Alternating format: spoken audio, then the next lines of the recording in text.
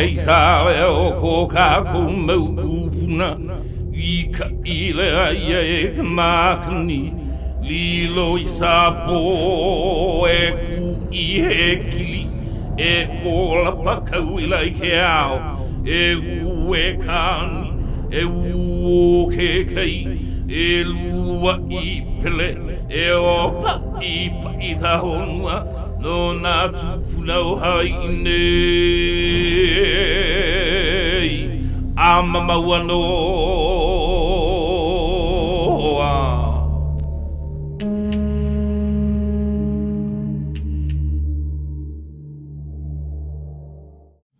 The amazing Clare Apana, whose vision it was to have this conference and bring folks together after 30 years since the burial laws were created after Honokohua. So, come in, my auntie.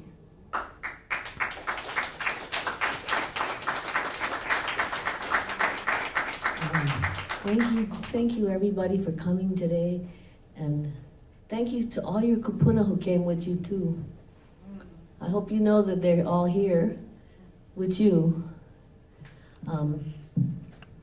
I first want to thank Mehana. I think you're still here, yeah? Are you here, Mehana?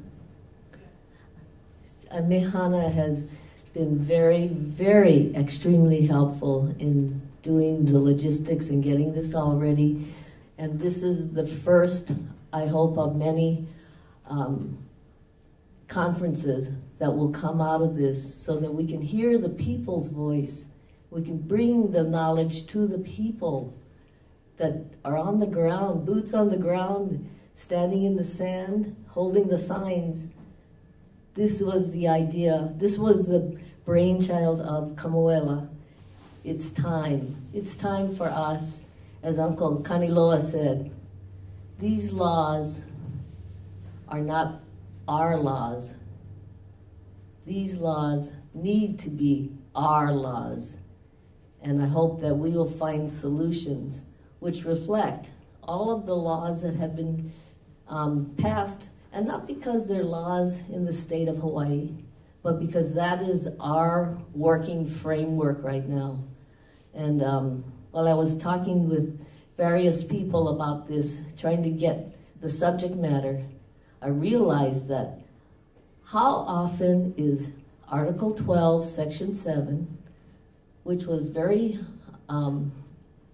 hard fought for, to give the right in a separate law to the Kanaka to be able to practice their culture and tradition, for us to be able to practice our culture and tradition. How often do we see that? People that are reading all the laws and looking at how come our iwi kupuna are not protected. How often do you see Article 12, Section 7 reflected in these laws? And I think this is the basis that we have to start with. We have every right to protect our iwi kupuna, and it is actually our birthright and our duty to do this, to preserve us and the rest of our people for all time, to protect this aina. And I wanted to tell you that about a little bit. I'm supposed to talk about the sand dunes and the history. I'll say that the first dune that was taken down was Pu'uhele, and it was taken down during World War II to build a road. It was in Malaya. Most of us have never seen it. I've never seen it.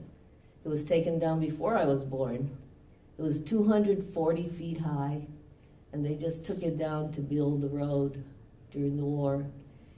The saying was, you haven't been to Maui until you have seen it from Pu'uhele. So I guess most of us never been Maui yet. That's how important it was, and that's how it just got taken down. And pretty much this is the same story over and over again, all through the sand dunes, as Uncle Kaniloa said. And what has changed is, for myself, I'd say I changed.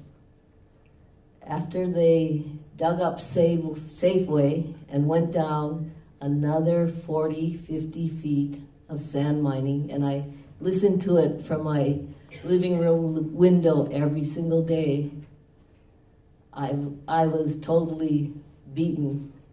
And I really didn't come out of there for a year. And then in 2017, I felt the kupuna call me again from right outside my window, because I live in this sand dune. I live right on the dune right above this, and I could feel in the air that something different was going to happen. And it started with me believing that we could do it, that we would be able to take this horrific situation where they plow through our iwi kupuna and scatter them. Like I've read so many reports where they scatter them like 60 feet, and they say, and the trail of the scatter was 60 feet long in the tail of the D9. That's a bulldozer. So many reports. And I, at that moment, said, this is going to be different. And we're going to find our kupuna will be respected, and our people will be respected. And after that is a time when we started with the iwi protectors and using social media to bring the story out, to show the pictures of the sand mining, to show the burial sites covered with the blue tarps and the orange fences. And then we had the moratorium start, and that was to stop all sand mining or sand extraction, resource extraction, until we could get better protected laws. And as we know, we fought really hard, testified for 8 months, got the moratorium, never passed a law. And throughout that whole time, I kept my vision that our kupuna will be protected and we will be respected.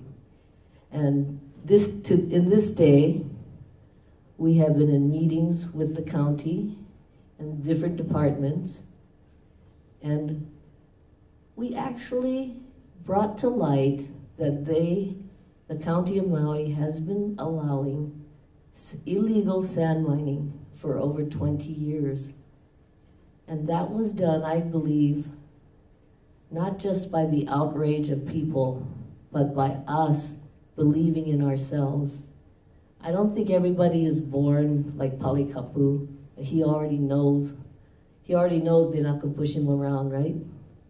But how many of us would have the vision that we could pass laws that would give us rights, that we can just walk inside and tell them, you're going to give us our iwi? How many of us would dare do that? And I think that the real message is, it's within us. It is within us. And I found that after many years, I'd say at least 9 or 10 years of struggling to stop a practice that was so lucrative that the entire state and all the different governments did not want to stop it. They actually looked the other way. So if we can start within ourselves, I think, and I know actually, we're going to make that difference. And part of the whole change was meeting people like Pali Kapu, who had been successful at doing their protest and gaining rights and gaining what we needed to protect our iwi, to put them back where they belong.